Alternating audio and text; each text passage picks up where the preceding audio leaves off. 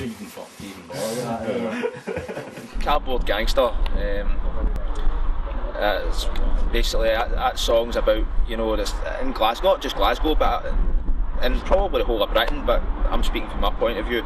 In Glasgow, you know, there's this kind of a hard man mentality, where, you know, it's like, you know, everybody's out to prove themselves, you know, and it's just like you can't walk like out your front door without some fucking idiot, you know, trying to, you know, give you shit or attack you or, you know, stuff like that, you know. So it's like probably it'd be similar to somebody that lived somewhere like maybe like Brooklyn or the Bronx, you know, some really harsh area, you know.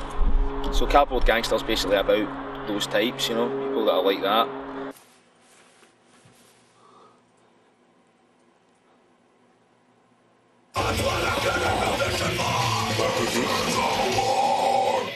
What's that? And it's these goes up that.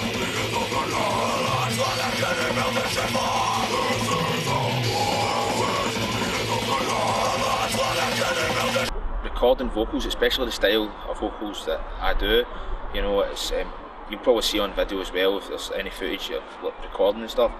It's like it's fucking physically demanding to be able to, you know, to get that vocal, you know, that intensity in the vocals and portray that, you know, to its full potential and stuff like that, you know. And there was a few times, obviously, in the recording and stuff like that, you know, where it was like, you know, my throat would get really, really sore, and, you know, you'd be like, fuck, the time limit, you know, the timeline would start dropping, and, you know, you'd start, it would be panic stations, you know. And initially it was like, I think it was maybe like two days for vocals, something fucking crazy like that, and I was like, 2 days isn't enough, man. I know that now, do you know what I mean? It was like, there's no fucking way on earth am I going to do 11 songs worth of vocals and the intensity that I sing in 2 days.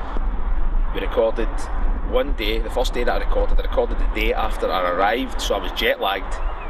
I started recording vocals and I was completely fucked. It was like 8 hours of straight vocals and stuff like that, and I was absolutely physically and mentally destroyed. And who's this cock? Then I need to get back downtown and try and get a view of that's our fucking happy singer, smiling like a banshee. There's a one right next to it, like just a building with.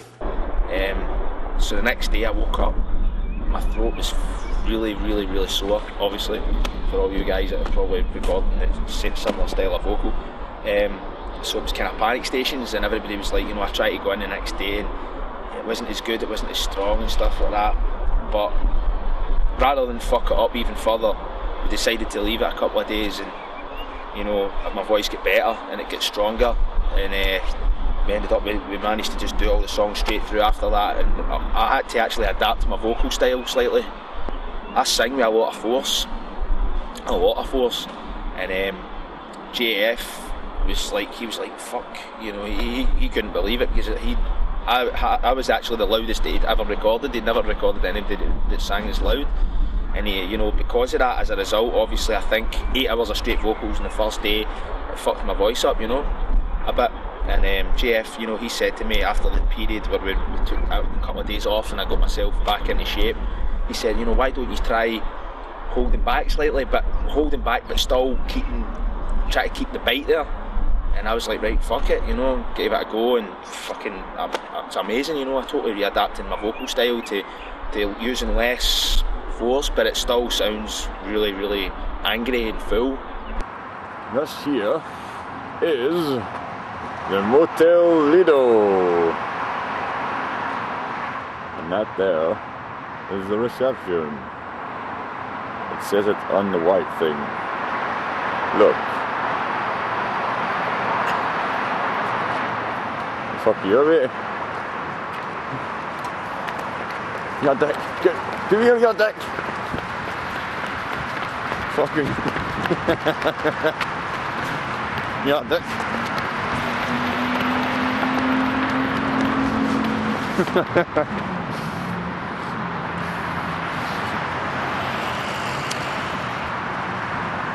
This is the Christmas tree, and as yet there's no snow. We'll keep you posted and give you regular updates on the Christmas tree over the course of the month. Get out the road. And if there's snow, we'll come out and we'll film the snow on the Christmas tree. Still got your heavy metal here for last night, JF. Yeah, that's Van Halen. Big JF Van Halen, though. No. Do you know in Glasgow, GF, you would be referred to as Big Man? Ain't a big man. Sound, no? Oh, wait.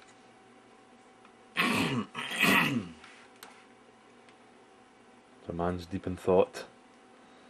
There's always going to be something on every single recording that anybody ever does, where you're going to go, oh, we could have done this or that, and it's always the hindsight thing. But with this one, I think we're all agreed. I think everybody was happier with the way they performed.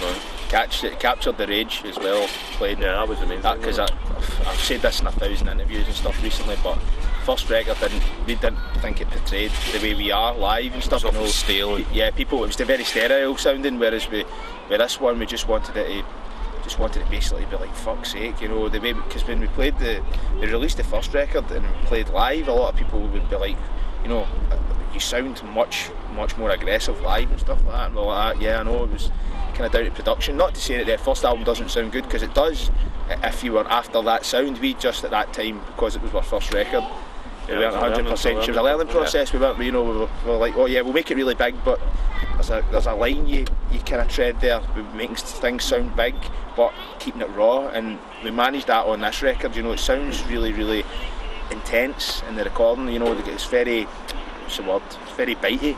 Yeah, a lot of the things that I'd done differently from the guitar point of view as well wasn't.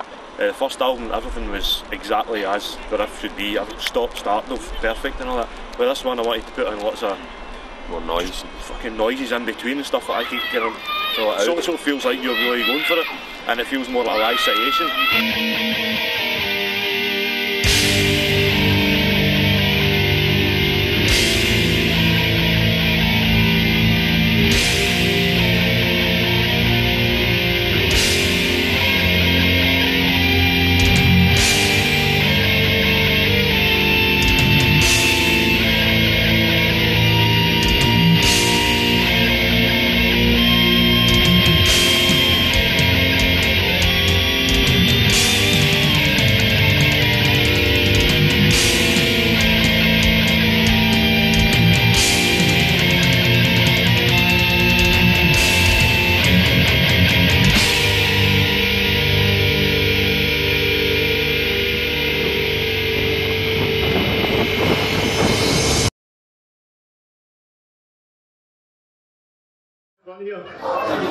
The first prize we're going to give away tonight is it's going to be a man size shirt, any size that you want, a Cuban Condition CD, a new CD, a Restyle magazine, and a Zero Tolerance magazine this month. It's a latest shit.